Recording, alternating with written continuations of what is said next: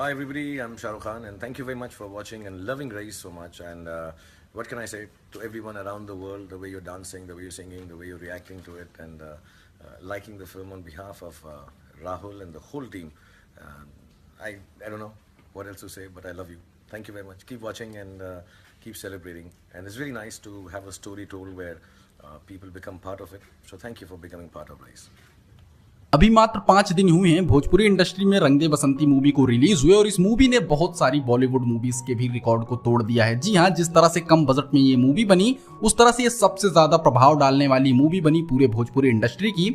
इस मूवी की तारीफ बहुत सारे बॉलीवुड के एक्टर्स ने भी की है। अगर आप चाहते हैं कि हमारी भोजपुरी इंडस्ट्री के अंदर अश्लीलता से हटकर भी मूवीज बने तो आप लोगों को रंग दे बसंती जैसी मूवी को सपोर्ट करना चाहिए। और इसके लिए आपको कुछ करना नहीं है, बस आपको नजदीकी सिनेमा घरों में जाकर रंग दे बसंती को एक बार देख लेना है। बस इतना करने से हमारी भोजपुरी इंडस्ट्री प्रमोट हो जाएगी और अपने आप इस तरह की फिल्में आने लगेंगी। पहली बार भोजपुरी इंडस्ट्री के अंदर इस तरह की फिल्म बनी। वैसे आपको खेसारी भैया का ये वाला लुक कैसा लगा हमको कमेंट जरूर कीजिएगा।